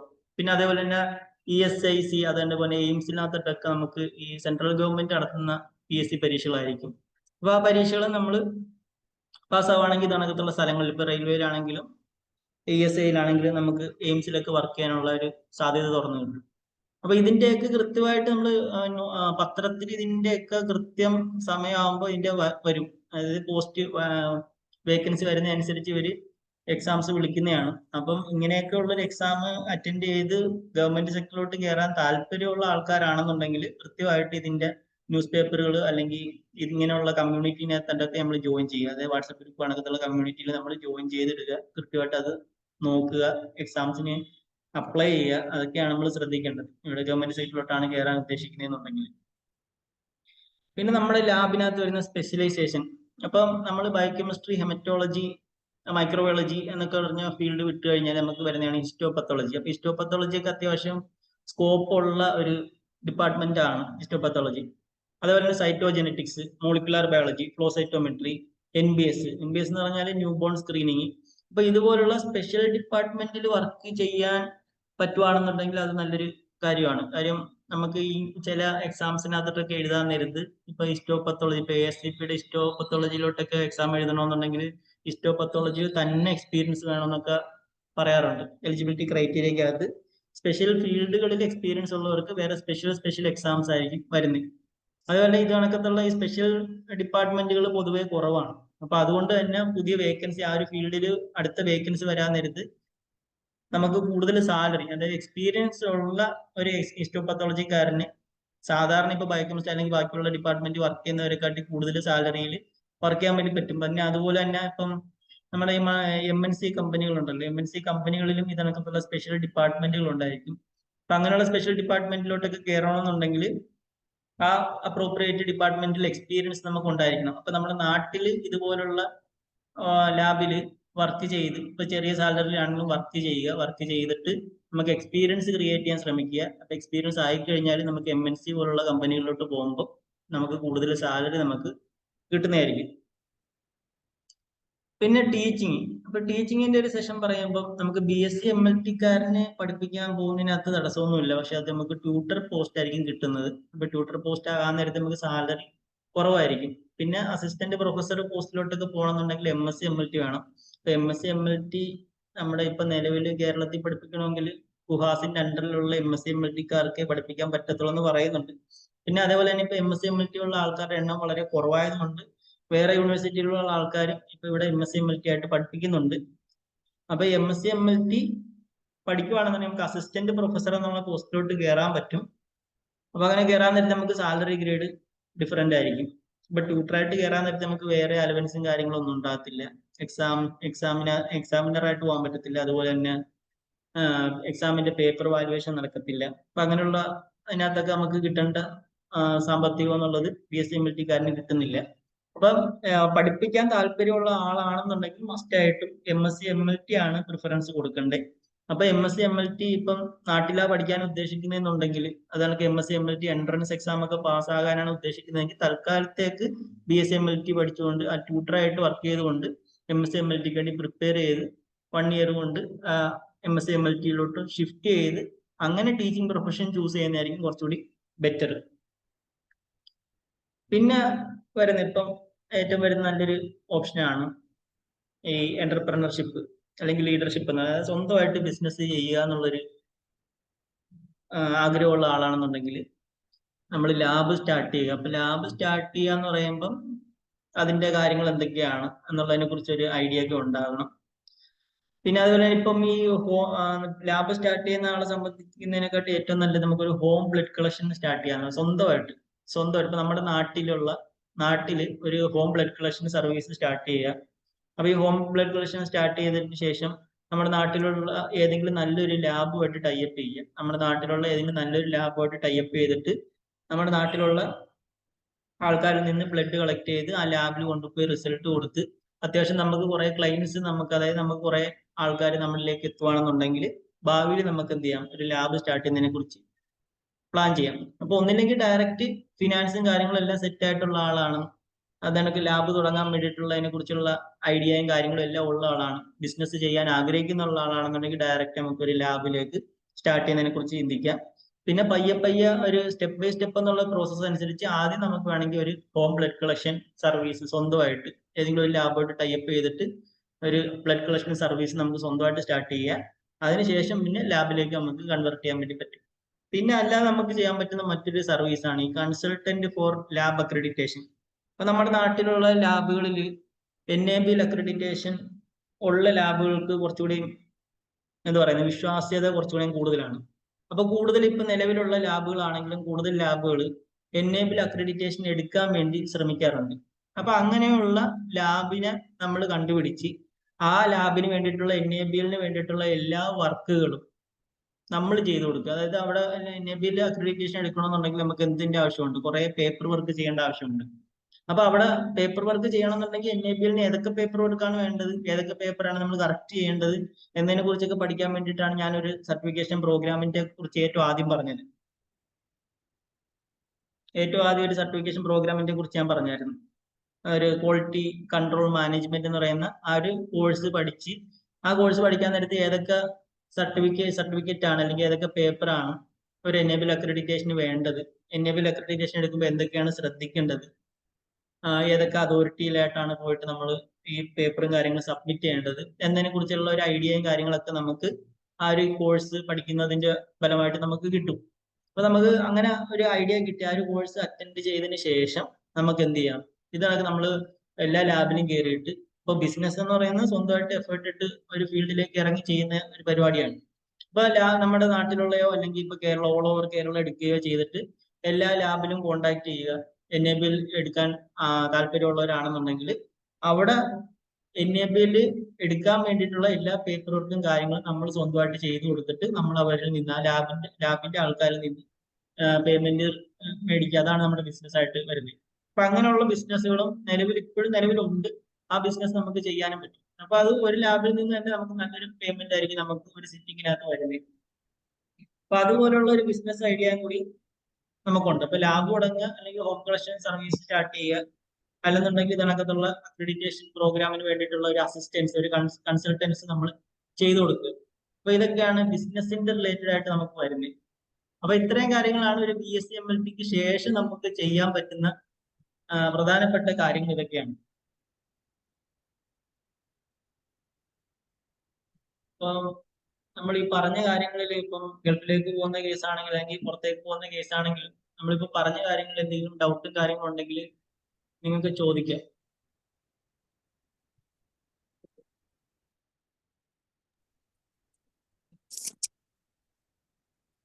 ഹലോ, നിങ്ങൾക്ക് എന്തെങ്കിലും ക്വസ്റ്റ്യൻസ് ഉണ്ടെങ്കിൽ ഇപ്പൊ ചോദിക്കാം. നമുക്ക് ഈ Q&A സെക്ഷനിൽ ഇത് ഡിസ്കസ് ചെയ്യാം. നിങ്ങൾ ഓപ്പൺ ആയിട്ട് ചോദിച്ചോളൂ. ഇനിയിപ്പോ പുറത്തേക്ക് പോകുന്ന കാര്യങ്ങളാണെങ്കിലും, ഇനിയിപ്പോ ഹയർ സ്റ്റഡീസിന്റെ കാര്യങ്ങളാണെങ്കിലും, നിങ്ങളുടെ ഡൗട്ടുകൾ എന്തെങ്കിലും ഉണ്ടെന്നുണ്ടെങ്കിൽ നിങ്ങൾക്ക് ഇപ്പൊ ചോദിക്കാം കേട്ടോ. ചെറിയ ഡൗട്ടുകൾ എന്തോ ആയിക്കോട്ടെ, നമുക്ക് സംസാരിക്കാം. നിലവില് GC എക്സ്പീരിയൻസിന്റെ കാര്യം പറയുമ്പോ PMCക്ക് ശേഷമുള്ള എക്സ്പീരിയൻസ് ആണോ GCC കൺട്രിക്കൊക്കെ പോകുമ്പോ?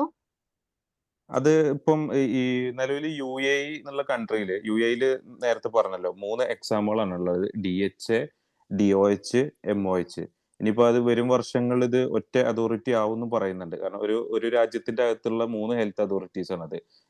ഈ രാജ്യത്ത് UAE 7 എമിറേറ്റ്സ് ആയിട്ട് ഇത് കിടക്കുന്നതുകൊണ്ടാണ് ഇതിങ്ങനെ അതോറിറ്റി ആയിട്ട് വന്നത്.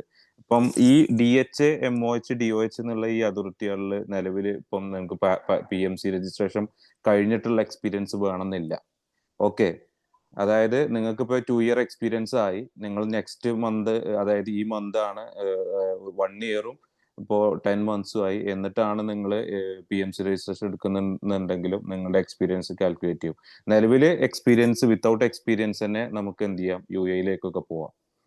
പിന്നെ ആഫ്റ്റർ PMC രജിസ്ട്രേഷൻ കഴിഞ്ഞിട്ട് എക്സ്പീരിയൻസ് വേണമെന്ന് പറയുന്നത് ഇപ്പം അങ്ങനെ സ്പെസിഫിക് ആയിട്ട് ഇപ്പൊ അങ്ങനെ പറയാൻ GCC കൺട്രീസിലൊന്നും അങ്ങനെ ഇല്ല.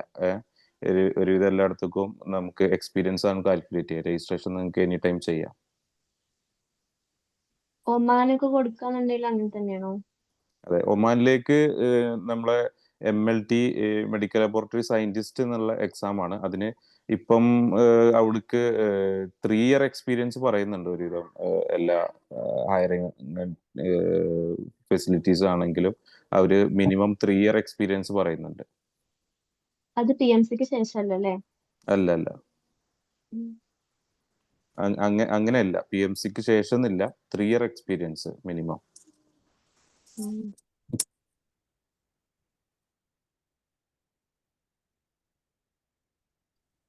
ഹലോ, ചോദിച്ചോളൂ. ഈ എക്സ്പീരിയൻസ് എന്ന് പറയുന്നത് എങ്ങനെയുള്ള സ്ഥാപനത്തിൽ നിന്നാവണം? നമ്മളെ നാട്ടിലൊക്കെ ചെറിയ ലാബുകളൊക്കെ ഉണ്ടാവുമല്ലോ. ആക്ച്വലി എക്സ്പീരിയൻസ് എന്ന് പറഞ്ഞാല് ഇപ്പം അവര് നിങ്ങൾക്ക് ഈ ഒരു പ്രോസസ്സ് അറിയണ്ടാവും. ഇപ്പോ ഈ പറഞ്ഞ GCC കൺട്രീസിലൊക്കെ ഡാറ്റ ഫ്ലോ എന്നുള്ള ഒരു വെരിഫിക്കേഷൻ പ്രോസസ്സ് ഉണ്ട്, അറിയാലോ അല്ലെ? ഈ ഡാറ്റ ഫ്ലോ പ്രോസസ്സ് നടക്കുന്നത്, അതായത് ഈ ഹെൽത്ത് മിനിസ്ട്രീസ് ഇതൊരു തേർഡ് പാർട്ടിക്ക് കൊടുത്തേക്കാണ്. നിങ്ങളുടെ സർട്ടിഫിക്കറ്റ് വെരിഫൈ ചെയ്യാൻ വേണ്ടിയിട്ടുള്ള ഒരു കോൺട്രാക്ട് കൊടുത്തേക്കാണ്.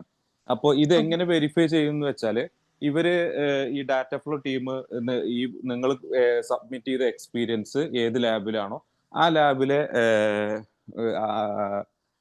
ഇപ്പം അവിടുത്തെ ഇൻചാർജ് അല്ലെങ്കിൽ മാനേജിങ് ഡയറക്ടർ ആരാണോ അവരുടെ mail ID, phone number, details ഒക്കെ നമ്മൾ ഈ ഡാറ്റ ഫ്ലോ പ്രോസസ്സിന്റെ ടൈമിൽ സബ്മിറ്റ് ചെയ്തിട്ടുണ്ടാവും. ഒന്നുകിൽ അവിടേക്ക് ഡയറക്റ്റ് വിളിച്ച് ചോദിക്കും, അല്ലാന്നുണ്ടെങ്കിൽ ഇവർക്ക് ഒരു മെയിൽ വെരിഫിക്കേഷൻ ഉണ്ട്. മെയിൽ വെരിഫിക്കേഷനിൽ അവരുടെ ഒരു ക്വസ്റ്റ്യനെയർ ഉണ്ട്. നിങ്ങൾ അവിടെ വർക്ക് ചെയ്തിട്ടുണ്ടോ, വർക്ക് ചെയ്ത ഡ്യൂറേഷൻ എത്രയാണ്, നിങ്ങൾ അവിടെ വർക്ക് ചെയ്ത ടൈമിൽ വേറെ ഏതെങ്കിലും സ്ഥാപനത്തിൽ വർക്ക് ചെയ്തിട്ടുണ്ടോ, നമ്മളുടെ സ്ഥാപനത്തിന്റെ ഇത് ഒന്നനുസരിച്ച് ചെക്ക് ചെയ്യുന്ന ഒരു ചെക്ക് ലിസ്റ്റ് ഉണ്ട്. ആ ചെക്ക് ലിസ്റ്റ് വെച്ചിട്ട് അവര് മെയിൽ ത്രൂ കൺഫേം ചെയ്യും. അല്ലാന്നുണ്ടെങ്കിൽ ചില സ്ഥലങ്ങളിൽ ഡയറക്റ്റ് വന്ന് നോക്കുകയും ചെയ്യും. ഈ സ്ഥാപനത്തിൽ ഇവര് ഡയറക്റ്റ് വന്നിട്ട് വെരിഫൈ ചെയ്യും, ഈ ആള് ഇവിടെ വർക്ക് ചെയ്തിട്ടുണ്ടോ, വർക്ക് ചെയ്തത് ഏത് ഡേറ്റ് മുതൽ ഏത് ഡേറ്റ് വരെയാണ് എന്നുള്ളത് അവര് വെരിഫൈ ചെയ്യും. എന്നിട്ട് ആ വെരിഫിക്കേഷൻ ആണ് നമുക്ക് ഡാറ്റ ഫ്ലോ റിപ്പോർട്ടായിട്ട് കിട്ടുന്നത്. വൺസ് അവർ വെരിഫൈ ചെയ്ത്, അപ്പോൾ ഈ സ്ഥാപനം നിലവിൽ നിങ്ങൾ കൊടുത്ത എക്സ്പീരിയൻസ് വെച്ച സ്ഥാപനം നിലവിൽ വർക്കിംഗ് ആണ്, നിങ്ങളവിടെ വർക്ക് ചെയ്തിട്ടുണ്ട് എന്നുണ്ടെങ്കിൽ അതൊരു ലാബായിട്ട് രജിസ്റ്റേർഡ് ആയിട്ടുള്ള ഒരു ലാബായാൽ മതി. ഇപ്പോ പിന്നെ നിങ്ങൾ ലാബിലാണോ വർക്ക് ചെയ്തത്, നിങ്ങൾ ഹോസ്പിറ്റലിലാണോ വർക്ക് ചെയ്തതെന്നൊക്കെ ഇത് നിങ്ങളൊരു ജോബിന് ശ്രമിക്കുന്ന സമയത്ത് നിങ്ങളൊരു ഇന്റർവ്യൂ അറ്റൻഡ് ചെയ്യുമ്പോൾ അവിടെ ചിലപ്പോൾ ആ ചോദ്യം വരും. ഓക്കെ, നിങ്ങൾ വർക്ക് ചെയ്ത ലാബ് എത്രത്തോളം മെഷീനറീസ് എക്യുപ്ഡ് ആണ്, ഫുള്ളി ഓട്ടോമേറ്റഡ് ആണോ, നിങ്ങൾ വർക്ക് ചെയ്ത ഹോസ്പിറ്റൽ ഇത്ര ബെഡഡ് ഹോസ്പിറ്റലാണോ, അപ്പോൾ അതിൽ വെച്ചിട്ട് നിങ്ങൾ എത്രത്തോളം സാമ്പിൾ ഹാൻഡിൽ ചെയ്തിട്ടുണ്ടെന്ന് അവർക്ക് അസസ് ചെയ്യാൻ പറ്റും. അപ്പൊ അവിടെ ഇതിന്റെ ഒരു അഡ്വാൻറ്റേജ് കിട്ടും. പക്ഷെ ഇതില് ഡാറ്റ ഫ്ലോന്റെ ഇതില് അവർക്ക് വെരിഫിക്കേഷൻ മതി. അതിന് ലാബ് ആയാലും ക്ലിനിക് ആയാലും ഈ പറഞ്ഞ പോലെ ഹോസ്പിറ്റൽ ആയാലും ഒന്നും കുഴപ്പമില്ല. അതുപോലെ സൗദി അറേബ്യക്കാണെങ്കിൽ ഈ PMC കഴിഞ്ഞതിന് ശേഷം അങ്ങനെയാണോ കണക്കാക്കുക? അല്ല, അല്ല, 1 year എക്സ്പീരിയൻസ്. 1 year. നിങ്ങൾക്ക് കൂടുതൽ അറിയണമെന്നുണ്ടെങ്കിൽ നമ്മൾ ഇതിൽ നമ്മുടെ സ്ഥാപനത്തിന്റെ കോൺടാക്ട്, നമ്മുടെ കൺസൾട്ടൻസിത്തെ ഫ്രീ കൺസൾട്ടേഷനുള്ള നമ്പർ തരും. ഓക്കെ, അപ്പൊ അതിൽ വിളിച്ചാൽ നമ്മുടെ എക്സിക്യൂട്ടീവ്സ് ആയിട്ട് സംസാരിച്ചാൽ മതി, നിങ്ങളുടെ ഡീറ്റെയിൽസ് ഫുള്ള് പറഞ്ഞിട്ട്. ഓക്കെ, അപ്പൊ അത് ഫൈനലി നമ്മൾ ഈ ഗ്രൂപ്പിൽ ഇടും, നമ്മുടെ എക്സിക്യൂട്ടീവിന്റെ നമ്പേഴ്സും ഓഫീസ് നമ്പേഴ്സും ഇടും. അപ്പൊ അതിൽ നിങ്ങൾക്ക് കോൺടാക്ട് ചെയ്യാം. ഓക്കെ, അത് ഫ്രീ കൺസൾട്ടേഷൻ ആണ്, നിങ്ങൾക്ക് എനി ടൈം വിളിച്ച് നിങ്ങളുടെ ഡൗട്ടുകളൊക്കെ ക്ലിയർ ചെയ്യാം. Okay okay.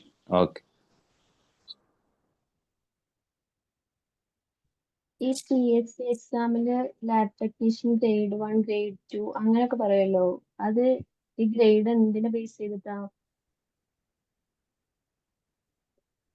ഈ lab assistant, lab technician grade 2 അങ്ങനെയൊക്കെ അല്ലേ എക്സാം വിളിക്കുക? അത് വേക്കൻസി വരുന്നതനുസരിച്ചിട്ടാണ് അവർ വിളിക്കുന്നത്. നമുക്ക് ഇപ്പം PSC-യിൽ അല്ലെങ്കിൽ ഗവൺമെന്റ് സെക്ടറിനകത്ത് വേക്കൻസി ഏത് സെഷനിലോട്ടാണ് വേക്കൻസി വരുന്നത് എന്ന് നോക്കിയിട്ടാണ് നമുക്ക് വിളിക്കുന്നത്. അപ്പൊ നമ്മൾ ഈ PSC എഴുതാനാണ് ഉദ്ദേശിക്കുന്നതെന്നുണ്ടെങ്കിൽ ആദ്യം തന്നെ നമ്മൾ മറ്റേ കേരള തുളസി എന്ന് പറയുന്ന ആ ഒരു വെബ്സൈറ്റിനകത്ത് കയറി നമ്മുടെ രജിസ്ട്രേഷൻ കംപ്ലീറ്റ് ചെയ്യണം. രജിസ്ട്രേഷൻ കംപ്ലീറ്റ് ചെയ്തതിന് ശേഷം നമുക്ക് വരുന്ന നോട്ടിഫിക്കേഷനും കാര്യങ്ങളും നമ്മുടെ ക്വാളിഫിക്കേഷൻ അനുസരിച്ച് അത് നോക്കി അറിയാൻ പറ്റും. പിന്നെ അപ്പൊ ഈ ഗ്രേഡ് 1ഉം ഗ്രേഡ് 2 ഒക്കെ വിളിക്കുന്നതൊക്കെ നിലവിലത്തെ വേക്കൻസി ഏതാണ് എന്ന് നോക്കിയിട്ടാണ് അവർ വിളിക്കുന്നത്. അപ്പൊ ഈ ഗ്രേഡ് 1ഉം ഗ്രേഡ് 2 ഒക്കെ നമുക്ക് എഴുതാൻ പറ്റുന്ന എക്സാംസ് ആണ്. അപ്പൊ ഇതിനകത്ത് BSc MLT വെച്ച് എഴുതാൻ പറ്റാത്തത് ആപ്പാട് ഈ പറയുന്ന ജൂനിയർ സയന്റിഫിക് ഓഫീസർ മാത്രമേ നമുക്ക് എഴുതാൻ പറ്റാത്തതുള്ളൂ. അപ്പൊ എഴുതണമെന്നുണ്ടെങ്കിൽ MSc കംപ്ലീറ്റ് ചെയ്ത് കഴിഞ്ഞാൽ ആ എക്സാം നമുക്ക് എഴുതാം.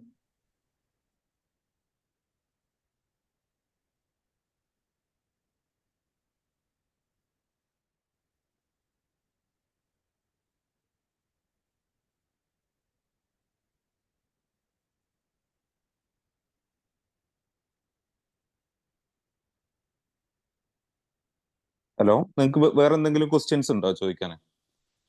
ഹലോ, വേറെ ഡൗട്ടുകൾ എന്തെങ്കിലും ഉണ്ടോ?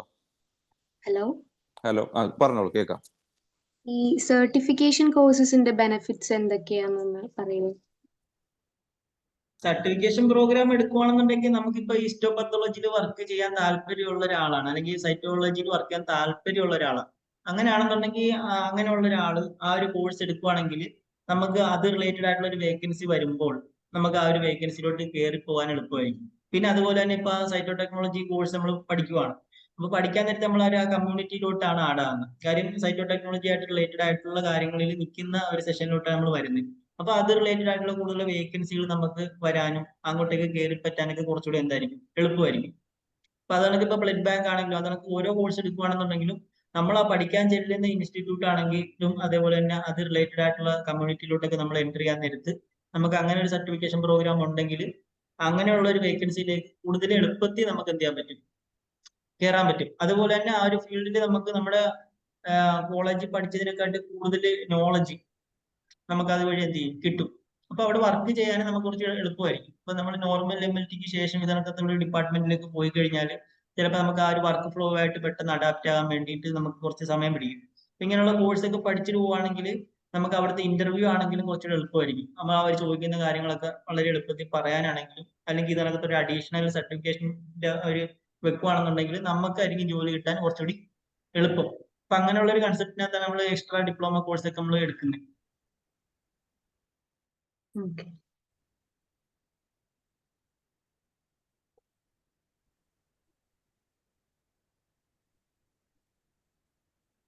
ഹലോ. പറഞ്ഞോളൂ, ആ, കേൾക്കാം. പറഞ്ഞോ.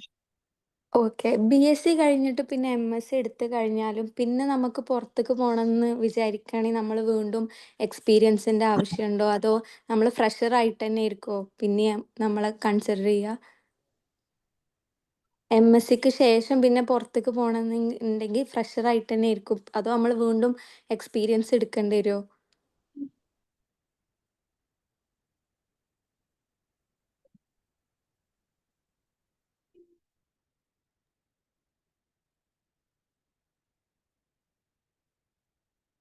ആക്ച്വലി നിലവില് ഇപ്പം UAE-ലേക്കൊക്കെ ആഫ്റ്റർ MSc 1 year എക്സ്പീരിയൻസ് എന്നാണ് പല ഇതിക്കും പറയുന്നത്. അപ്പോൾ MSc ചെയ്ത് കഴിഞ്ഞാൽ നിങ്ങളുടെ അവിടുത്തെ പ്രൊഫഷണൽ ടൈറ്റിൽ തന്നെ ചേഞ്ച് ആവും. അതായത് നിങ്ങൾക്ക് CMLT എന്നുള്ളത് വരിക. അപ്പൊ അത് കഴിഞ്ഞ് പിന്നെ നമുക്ക് ക്ലിനിക്കൽ സയന്റിസ്റ്റ് എന്നുള്ള ഓപ്ഷൻ ഉണ്ട്, ക്ലിനിക്കൽ സയന്റിസ്റ്റ്. അപ്പോൾ ആഫ്റ്റർ MSc വിത്ത് 2 year എക്സ്പീരിയൻസ് നമുക്ക് ഈ ക്ലിനിക്കൽ സയന്റിസ്റ്റ് എന്നുള്ള പോസ്റ്റിക്ക് അപ്ലൈ ചെയ്യാൻ പറ്റും. അപ്പൊ MSc ചെയ്ത് കഴിഞ്ഞാൽ ആ പോസ്റ്റിന് അവിടെ വാല്യൂ ഉണ്ട്. അതില് നമുക്ക് ഇന്ന സബ്ജക്റ്റിൽ സ്പെഷ്യലൈസ് ചെയ്തിട്ട് ക്ലിനിക്കൽ സയന്റിസ്റ്റ് എന്നുള്ള പോസ്റ്റിലേക്ക് അപ്ലൈ ചെയ്യാൻ പറ്റും. അല്ലാന്നുണ്ടെങ്കിൽ നിങ്ങൾക്ക് ഞാൻ പറഞ്ഞല്ലോ, ഇപ്പൊ UAE-ക്കൊക്കെ ഫ്രഷ് ഗ്രാജുവേറ്റ് ആയിട്ട് തന്നെ നിങ്ങൾക്ക് പോകാൻ പറ്റും. ഇപ്പൊ BSc കഴിഞ്ഞാലും MSc കഴിഞ്ഞാലും ഒക്കെ പിന്നെ എക്സ്പീരിയൻസിന്റെ ആവശ്യമല്ല. അത് ഓരോ രാജ്യത്തേക്കും ഓരോ റിക്വയർമെന്റ് ആണ് എക്സ്പീരിയൻസിന്റെ. Okay, thank you. പിന്നെ അതേപോലെ തന്നെ ഈ MSc MLT പഠിക്കുന്നത് കൊണ്ട് നമുക്ക് ടീച്ചിങ് സെഷൻ മാത്രമല്ല ഉപകാരമായിട്ട് വരുന്നത്. ഇപ്പൊ MSc MLT പഠിക്കുകയാണെന്നുണ്ടെങ്കിൽ നമുക്കിപ്പം ലാബിലൊക്കെ വർക്ക് ചെയ്യുന്ന സമയത്ത് ഇപ്പൊ പ്രൊമോഷന്റെ കാര്യങ്ങളൊക്കെ വരുവാണ്, അല്ലെങ്കിൽ അടുത്തടുത്ത സെഷനിലോട്ടൊക്കെ കയറി പോകണമെന്നുണ്ടെങ്കിൽ ഇനിയിപ്പോ ഭാവിയിൽ അങ്ങനെ ഒരു സാധ്യതയും കൂടെ വരും. ഇപ്പൊ MSc ഉള്ള ആൾക്ക് എന്ത് ചെയ്യാൻ പറ്റുള്ളൂ, പ്രൊമോഷൻ ചെയ്യും. ഇപ്പൊ ലാബ് മാനേജർ പോസ്റ്റിലോട്ടോ അല്ലെങ്കിൽ അതിനെക്കാട്ടി ഹയർ പോസ്റ്റിലോട്ട് കയറി പോകണമെന്നുണ്ടെങ്കിൽ നമുക്ക് എന്ത് ചെയ്യും, അങ്ങനെയുള്ള ഒരു സാധ്യത അവിടെ ഉണ്ടാകും. ഭാവിയിൽ എന്തായാലും അങ്ങനെ വരും. പിന്നെ അതേപോലെ തന്നെ ഇപ്പം നമ്മുടെ ഇപ്പൊ ക്ലിനിക്കൽ എസ്റ്റാബ്ലിഷ്മെന്റ് ആക്ട് വന്നിട്ടുണ്ടല്ലോ. അപ്പൊ അതിനനുസരിച്ച് ഇപ്പൊ MSc MLT ഉള്ളവർക്ക് ഒരു സാലറി, BSc MLTക്ക് വേറെ സാലറി, ഡിപ്ലോമയ്ക്ക് വേറെ സാലറി, അങ്ങനെ സാലറി ഗ്രേഡിൽ തന്നെ MSc MLT ആണെങ്കിലും ലാബിൽ വർക്ക് ചെയ്യാനാണെങ്കിൽ തന്നെയും അങ്ങനെ ഒരു വ്യത്യാസം ഉണ്ടാവും. പിന്നെ അതേപോലെ തന്നെ ഇപ്പം നമ്മൾ വേറെ MNC കമ്പനിയിലോട്ടൊക്കെ പോവുകയാണെന്നുണ്ടെങ്കിൽ ആ MNC കമ്പനിയിലോട്ട് തന്നെ ചില ജോലികളിലേക്ക് വിളിക്കാൻ നേരത്തെ അവരുടെ എലിജിബിലിറ്റി ക്രൈറ്റീരിയ തന്നെ വരുന്നത് MSc MLT ഉള്ളവർക്ക് ആ ഒരു പോസ്റ്റിലേക്ക് അപ്ലൈ ചെയ്യാൻ പറ്റത്തുള്ളൂ എന്നുള്ള ഇതൊക്കെ ഉണ്ട്. ഇപ്പൊ ഫ്ലോ സൈറ്റോമെട്രിയിലേക്കൊക്കെ ആണെങ്കിൽ നമുക്ക് പോകാൻ ഉദ്ദേശിക്കുന്നുണ്ടെന്നുണ്ടെങ്കിൽ ആ ഫ്ലോ സൈറ്റോമെട്രിയിലോട്ട് എൻട്രി ചെയ്യണമെന്നുണ്ടെങ്കിൽ അവിടുത്തെ എലിജിബിലിറ്റി ക്രൈറ്റീരിയ അവർ MSc MLT ആയിരിക്കും പറയുന്നത്. അപ്പൊ MSc MLT എന്ന് പറയുന്നത് ടീച്ചിങ് മാത്രമല്ല, ലാബിൽ വർക്ക് ചെയ്യുന്ന ഒരാളെ സംബന്ധിച്ചിടത്തോളം ആണെങ്കിലും അവർക്ക് ലാബിൽ നല്ല ഹയർ പോസ്റ്റിലോട്ട് പോകാനാണെങ്കിലും അല്ലെങ്കിൽ നല്ലൊരു പൊസിഷൻ കിട്ടാനാണെങ്കിലും സാലറിയുടെ കേസിനകത്താണെങ്കിലും നമുക്ക് എന്ത് ചെയ്യും, MSc MLT ഉപകാരപ്പെടും. ടീച്ചിങ് എന്നുള്ള കൺസെപ്റ്റ് മാത്രമല്ല അവിടെ വരുന്നത്. പിന്നെ അതേപോലെ ഇപ്പൊ ഗൾഫ് രാജ്യങ്ങളിലോട്ട് പുറം രാജ്യങ്ങളിലോട്ട് പോകുകയാണെന്നുണ്ടെങ്കിലും MSc MLT-കാരന് വേറെ എക്സ്ട്രാ പോസ്റ്റ് പൊസിഷൻ ആയിരിക്കും നമുക്ക് കിട്ടുന്നത്. ഇപ്പൊ ലാബ് ടെക്നീഷ്യൻ ആയിട്ട് വർക്ക് ചെയ്യുകയാണെങ്കിൽ അവിടെ വേറെ പോസ്റ്റും കാര്യങ്ങളായിരിക്കും, സാലറി ഗ്രേഡും അനുസരിച്ച് എന്ത് ചെയ്യും, മാറി വരും. ഇപ്പൊ MSc MLT എന്ന് പറഞ്ഞാൽ ടീച്ചിങ്ങിന് വേണ്ടി മാത്രമുള്ള ഒരു സംഭവമല്ല. ലാബ് ടെക്നീഷ്യൻ ആയിട്ട് വർക്ക് ചെയ്യാൻ ഉദ്ദേശിക്കുന്ന ആളെ സംബന്ധിച്ചിടത്തോളം നല്ലൊരു പൊസിഷനിലോട്ട് മാറാനും ഈ MSc MLT നമ്മളെ ഹെൽപ്പ് ചെയ്യും.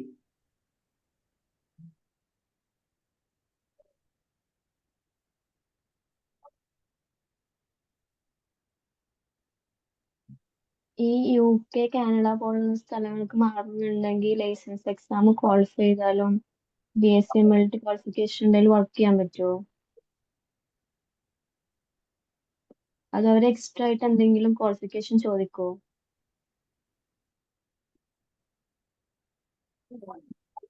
ഹലോ, ആ, ക്വസ്റ്റ്യൻ ഒന്ന് റിപ്പീറ്റ് ചെയ്യോ, ഞാൻ കേട്ടില്ല. UK, കാനഡ ഒക്കെ മാറാണെന്നുണ്ടെങ്കിലേ അവരുടെ ലൈസൻസ് എക്സാമും BSc MLT ക്വാളിഫിക്കേഷൻ ഉണ്ടെന്നുണ്ടെങ്കിൽ വർക്ക് ചെയ്യാൻ പറ്റുമോ? പറഞ്ഞ നിലവിൽ ഇപ്പൊ ഈ ACP സർട്ടിഫിക്കേഷൻസ് ഒക്കെ ഇപ്പം UAE-ല് അത് പരിഗണിക്കുന്നുണ്ട്. ഇപ്പൊ സർട്ടിഫിക്കേഷൻ ഉണ്ടെന്നുണ്ടെങ്കിൽ നമുക്ക് അതിൽ കൺവേർട്ട് ചെയ്യാനും പറ്റും. ACP സർട്ടിഫിക്കേഷൻ ഉണ്ടെങ്കിൽ നമുക്കത് DHIലോട്ട് വിത്തൗട്ട് എക്സാം തന്നെ കൺവേർട്ട് ചെയ്യാനൊക്കെ ഉള്ള ഓപ്ഷൻ ഉണ്ട്. HCPC UK രജിസ്ട്രേഷൻ ഉണ്ടെന്നുണ്ടെങ്കിൽ നമുക്കത് എക്സാം എഴുതാതെ DHA ലൈസൻസ് കൺവേർട്ട് ചെയ്യാൻ പറ്റും. പിന്നെ അതല്ല, നമ്മൾ നിങ്ങൾ അവിടെ പോയി വർക്ക് ചെയ്യുകയാണെന്നുണ്ടെങ്കിൽ അവര് വേറെ എന്തെങ്കിലും ക്വാളിഫിക്കേഷൻ ചോദിക്കുമോ? എവിടെ വർക്ക് ചെയ്യാനാണ്? പുറത്താ? പുറത്ത് പോയിട്ട് GCC അല്ലാണ്ട്? Okay. Dileep hello hello hello മനസ്സിലായില്ല. ഒരു മിനിറ്റ് അത് ആൻസർ ചെയ്യാൻ ഒരാളുണ്ട്. ഒരു മിനിറ്റ്. ഉം. Hatim sir, hello Dileep. Hello, question എന്തായിരുന്നു?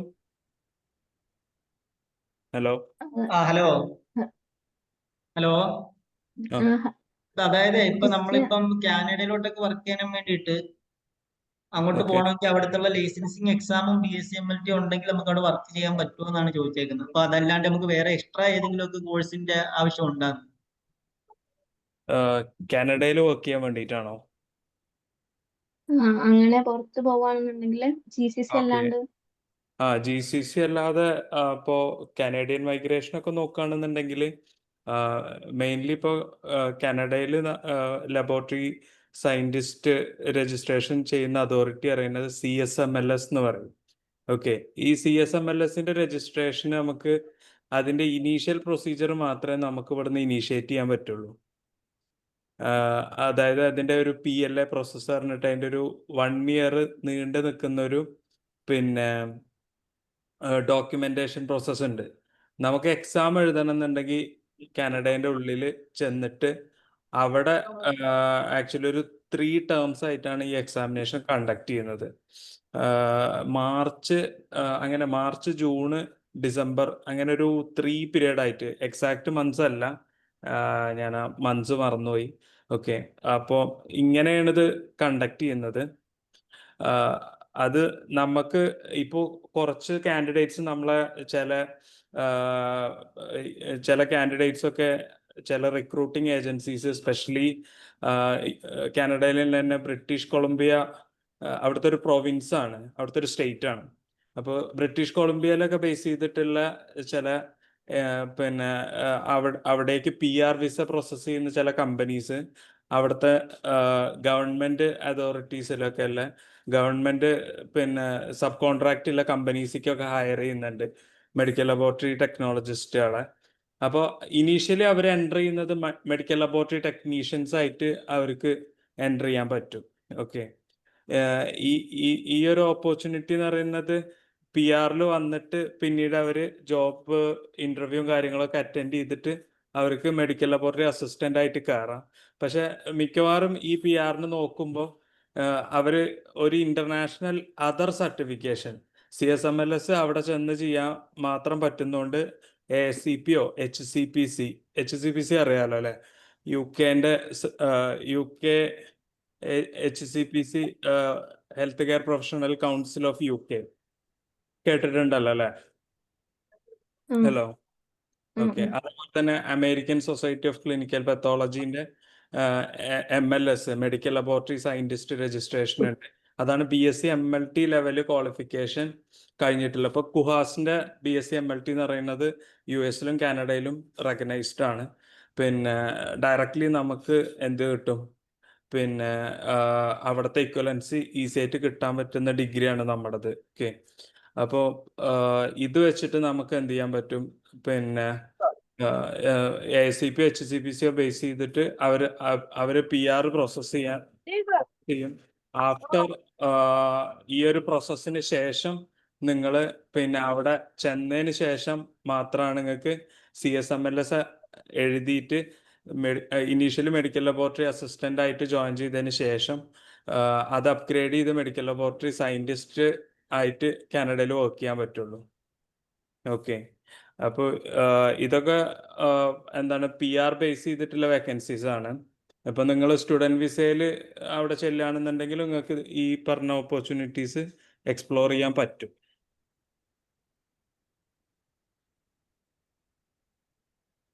ഹലോ, ഈ സ്റ്റുഡന്റ് വിസയിൽ കയറി കഴിഞ്ഞാൽ പിന്നെ അവിടെ വർക്ക് ചെയ്യാൻ കഴിയില്ല? സ്റ്റുഡൻറ് വിസയിൽ കയറി കഴിഞ്ഞ് കഴിഞ്ഞാൽ പാർട്ട് ടൈം വർക്ക് ചെയ്യുന്നതിന് നിങ്ങൾക്ക് ഈ പൊസിഷൻസ് വർക്ക് ചെയ്യാൻ പറ്റുമെന്നുള്ളത് ഡൗട്ടാണ്. പക്ഷെ ഭാവിയിൽ നിങ്ങൾക്ക് ഇപ്പോൾ ഇതുമായിട്ട് ബന്ധപ്പെട്ട ഒരു പോസ്റ്റ് ഗ്രാജുവേഷൻ ചെയ്യാണ്.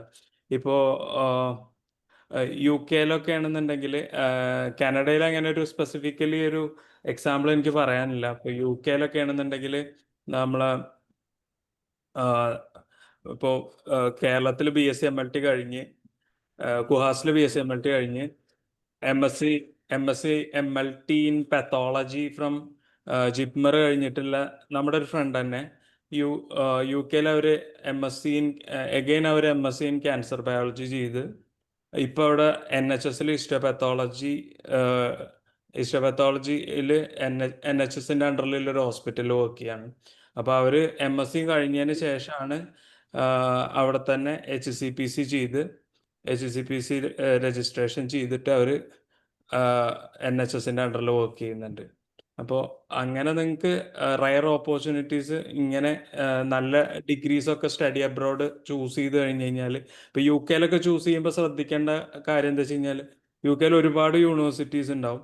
പക്ഷെ നിങ്ങൾ ചൂസ് ചെയ്യുന്ന യൂണിവേഴ്സിറ്റി എങ്ങനെ ഇരിക്കണം വെച്ച് കഴിഞ്ഞാൽ IBMS പറഞ്ഞിട്ടൊരു അതോറിറ്റി ഉണ്ട്, ഇൻസ്റ്റിറ്റ്യൂട്ട് ഓഫ് ബയോമെഡിക്കൽ സയൻസ് പറഞ്ഞിട്ട്. ഈ IBMS അക്രഡിറ്റഡ് ആയിട്ടുള്ള ഇൻസ്റ്റിറ്റ്യൂഷൻസിൽ പോസ്റ്റ് ഗ്രാജുവേഷൻ എടുത്താൽ മാത്രമേ HCPC നമുക്ക് എന്ത് തരുള്ളൂ, അതിന് പ്രൊഫഷണൽ രജിസ്ട്രേഷൻ തരുള്ളൂ.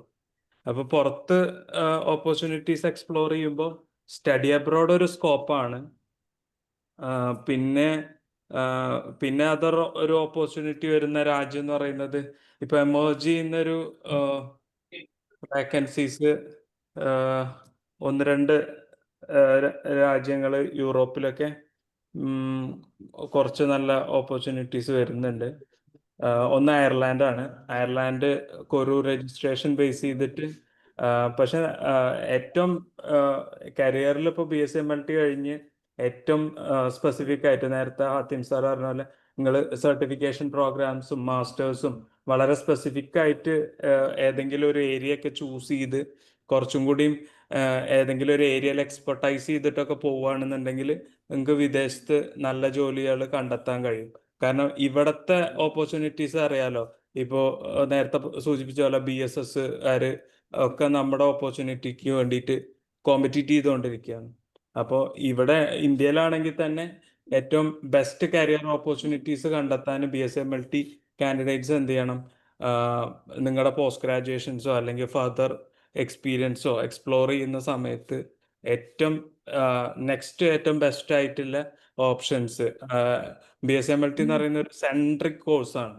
നമ്മൾ ഒരുപാട് വേഴ്സറ്റൈൽ ആയിട്ട് സബ്ജക്ട്സ് പഠിക്കുന്നുണ്ട്. ഇതിൽ പഠിക്കുന്ന എല്ലാ സബ്ജക്ട്സിലും പോസ്റ്റ് ഗ്രാജുവേഷൻസ് നല്ല അടിപൊളി കോഴ്സസ് ചെയ്യാൻ ഇന്ത്യയിൽ പലയിടത്തും ഓപ്ഷൻസ് ഉണ്ട്. ഓക്കെ, അപ്പോൾ പിന്നെ ഇപ്പോൾ ഒരുപാട് പ്രൊഫഷണൽസ് നമ്മളെ അടുത്തു നിന്നൊക്കെ ലൈസൻസ് ചെയ്ത് GCCയിലൊക്കെ വർക്ക് ചെയ്യുന്ന ഒരുപാട് പ്രൊഫഷണൽസ് ഇപ്പം നമ്മളെ തിരിച്ച് അപ്രോച്ച് ചെയ്യുന്നുണ്ട്. പിന്നെ ജെനറ്റിക്സ്ക്ക് മാറാൻ എങ്ങനെയാണ് പറ്റുക, ജീനോമിക്സിൻ്റെ ഒക്കെ ഓപ്പർച്യൂണിറ്റി ചിലപ്പോൾ അവിടെ ഒരു ബിഗിനർ പൊസിഷനിലൊക്കെ കയറിയിട്ട് അവർ മനസ്സിലാക്കുകയാണ് മോളിക്കുലാറിൽ ജീനോമിക്സിലൊക്കെ ഉള്ള ഓപ്പർച്യൂണിറ്റീസ്. അപ്പോൾ ഇതിനെ ബേസ് ചെയ്തിട്ട് അവർ തിരിച്ചറിയുന്ന സമയത്ത് ഇതിലേക്ക് എങ്ങനെ ചേഞ്ച് ചെയ്യാൻ പറ്റും. അപ്പോൾ അതിന് അവർ ACPA സർട്ടിഫിക്കേഷൻസ് ഇങ്ങനത്തെ കാര്യങ്ങളൊക്കെയാണ് മെയിനായിട്ട് നോക്കുന്നത്. പിന്നെ അതുപോലെ തന്നെ ഒരു പോസ്റ്റ് ഗ്രാജുവേഷൻ അഡീഷണലി ചെയ്യുന്നതിനെ കുറിച്ചിട്ട്. അപ്പോൾ ഇനി ഏറ്റവും ബെസ്റ്റ് എന്താ വെച്ച് കഴിഞ്ഞാൽ ഏറ്റവും കൂടുതൽ നിങ്ങളെ തന്നെ കോമ്പറ്റീറ്റീവ് ആക്കുക, ഏറ്റവും കൂടുതൽ പഠിക്കാനോ എക്സ്പ്ലോർ ചെയ്യാനോ പറ്റുന്ന ഏറ്റവും ബെസ്റ്റ് വേസ് കണ്ടെത്തുക എന്നുള്ളത് തന്നെയാണ് ഇതിൽ ചെയ്യാനുള്ളത്. Hello, okay, thank you. Okay, ഇനി വേറെ എന്തെങ്കിലും ക്വസ്റ്റ്യൻസ് ഉണ്ടോ? ഹലോ, പറഞ്ഞു. ഈ MSc MLT ബയോ മൈക്രോ പാത്തോ അല്ലാണ്ട് ഈ ക്ലിനിക്കൽ എംബ്രിയോളജി, ക്ലിനിക്കൽ റിസർച്ച് ഇതൊക്കെ കുഹാസിന്റെ അണ്ടറിൽ ഉള്ള ഇൻസ്റ്റിറ്റ്യൂട്ടിലുള്ള കോഴ്സുകളാണോ? ക്ലിനിക്കൽ എംബ്രിയോളജി ഒന്നും കുഹാസിന്റെ അണ്ടറിൽ വരുന്നതല്ല. കുഹാസിന്റെ അണ്ടറിൽ നമുക്ക് MSc MLTക്ക് ചെയ്യാൻ പറ്റുന്നതാണ് ബയോകെമിസ്ട്രിയും പത്തോളജിയും മൈക്രോളജിയും. പക്ഷേ ഈ ക്ലിനിക്കൽ എംബ്രിയോളജി ഒക്കെ നമുക്ക് ഔട്ട്സൈഡ് ഇപ്പൊ ബാംഗ്ലൂർ പോലുള്ള സ്ഥലങ്ങളിൽ പോയിട്ട് അവിടുത്തെ UG മറ്റേ രാജീവ് ഗാന്ധി യൂണിവേഴ്സിറ്റിയിലൊക്കെയാണ് നമുക്ക് അത് ചെയ്യാൻ പറ്റുന്നത്. നിലവിൽ ഇപ്പൊ കുഹാസിന്റെ അണ്ടറിൽ ഇതില്ല. അല്ലെങ്കിൽ പിന്നെ മണിപ്പാൽ യൂണിവേഴ്സിറ്റിയിലൊക്കെ ഈ മോളിക്കുലാർ മെഡിസിൻ അങ്ങനെയുള്ള PG പ്രോഗ്രാം ഒക്കെ അവിടെ ഉണ്ട്. നിലവിൽ ഇവിടെ കുഹാസിന്റെ അണ്ടറിൽ MLTക്ക് ചെയ്യുന്നത് ഇതാണുള്ളത്. ഇപ്പൊ ഈ പറഞ്ഞ 3 കോഴ്സാണുള്ളത്, 3 സബ്ജക്റ്റ് ആണുള്ളത്.